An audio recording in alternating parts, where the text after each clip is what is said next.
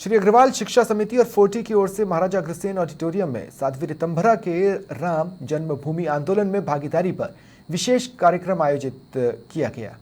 इसमें उप मुख्यमंत्री प्रेमचंद बैरवा, सांसद रामचरण बोहरा, फोर्टी संरक्षक सुरजाराम मील, आईसी अग्रवाल, फोर्टी अध्यक्ष सुरेश अग्रवाल के साथ शहर के राम भक्त शामिल हुए।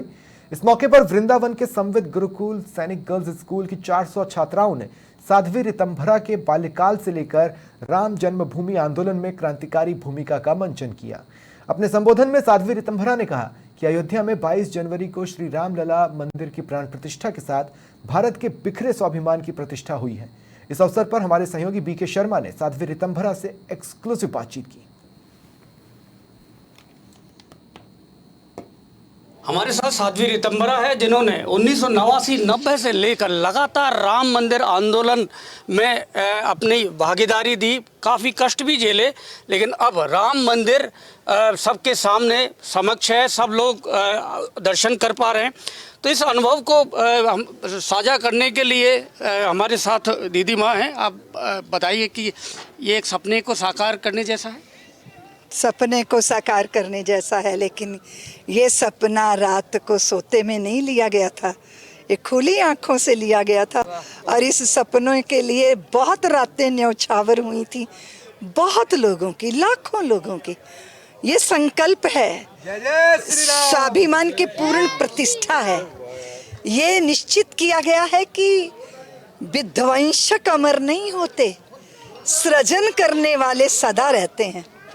ये निश्चित हुआ कि आंधियां लगातार चलेंगी तो फिर दिए भी लगातार जलाएंगे, और उन दियों में अपने रक्त को भी तेल की जगह समर्पित करना पड़े तो वो भी करेंगे, क्योंकि हमारे आराध्य प्रभु श्री राम, उनके बिना देश देश नहीं, राष्ट्र राष्ट्र नहीं। राम हमारी गति, हमारी मति, हमारा कर्म, हमारा धर्म।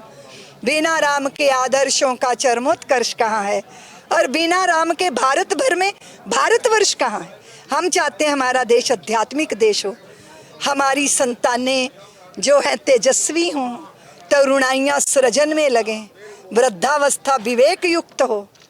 हम किसी पेड़ की अमर बेल बन के नहीं जीना चाहते।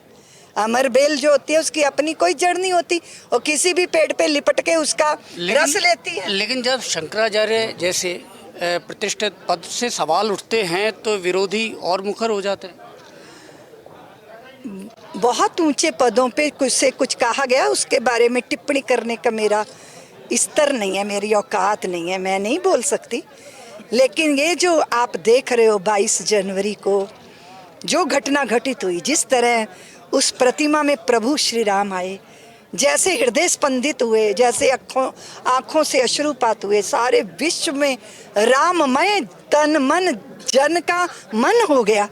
ये अभूतपूर्व घटना है। आपने देखा है कि बहुत सारी बातें हैं, हर बात में हम लोगों के कुछ मतभेद हो सकते हैं, पर भारतीयों का मन भेद नहीं होना चाहिए।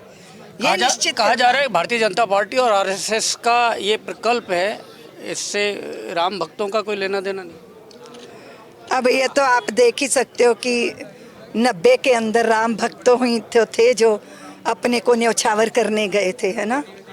आरएसएस हो या भारतीय जनता पार्टी, वो भी तो सनातनी है, और विश्व हिंदू परिषद ने सनातनियों का नेतृत्व किया। अगर ये एक संगठन का प्रकल्प होता तो 37 दिन में करोड़ों अरबों रुपया मंदिर के लिए यूं अर्पित नहीं हो सकता था। कोई भी संगठन, कोई भी संस्था करके दिखा देगी। लेकिन कहा जा रहा है कि केवल लोकसभा चुनाव हैं सामने, इसलिए ये सब जल्दबाजी में किया गया। नहीं, हमें बड़ी जल्दबाजी थी कि हम रामलला को जल्दी देखना चाहते थे। चुनाव है, उन पे भी रामलला का बड़ा आशीर्वाद मिलने वाला है। हमने तो पहले से ही तय किया है कि भारत की राजनीति भारतीय परंपरा का जो मान सम्मान करेगा, उसी का पोषण करेगा समाज।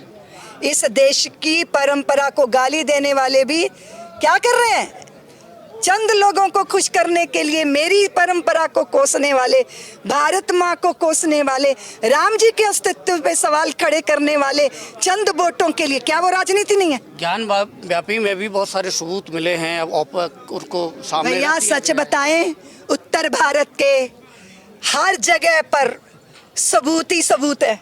हमने तो 3 जगह मांगी थी कि दे दो प्यार से, सम्मान से, हमें ना संघर्ष करना पड़ेगा ना न्यायालय की प्रक्रियाओं से, लेकिन उधर वालों के पास तो हृदय ही नहीं है, क्योंकि हृदय होगा तब तो संवेदना होगी उसमें।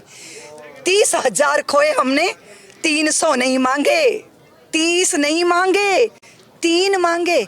ये तो वही वाली बात हो गई कि जब भगवान गए थे वहां पे सबको सन्मार्ग पे लाने को, दुर्योधन को समझाने को, भगवान हस्तिनापुर आए, पांडव का संदेशा लाए, दो न्याय घर तो आधा दो, घर इसमें भी कुछ बाधा हो तो दे दो केवल 5 ग्राम, रखो अपनी धरती तमाम। पर दुर्योधन वो भी दे ना सका, आशीष समाज का ले ना सका। सुनिए सुनिए, हमने 3 मांगे थे, क्या दिल बड़ा किया? क्या हमने झूठा दावा किया है? क्या पत्थर झूठ बोलते हैं? उन पत्थरों पे उकरी हुई प्रतिमाएं और इन खंडहरों के नीचे दबी हुई खंडित मूर्तियां, वो तो सत्य ही बता रही हैं। जो हुआ भारत में अत्याचार हुआ, मेरी संस्कृति आस्था को मिटाने का प्रयत्न हुआ, लेकिन ये कालजयी संस्कृति है, इसे कभी मिटाया नहीं जा सकता। अब काशी मथुरा और ज्ञान व्यापी, काशी मथुरा और ज्ञान व्यापी, काशी मथुरा और अयोध्या में रामलला आ गए और ज्ञान व्यापी के नंदी उधर ही बैठे हैं, भोले बाबा की प्रतीक्षा कर रहे हैं, और कृष्ण जन्मभूमि भी तैयार है भव्य होने के लिए। जय श्री राम।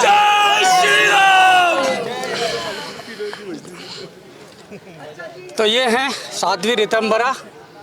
कैमरामैन विजय मिश्रा के साथ बीके शर्मा, समाचार प्लस, जयपुर।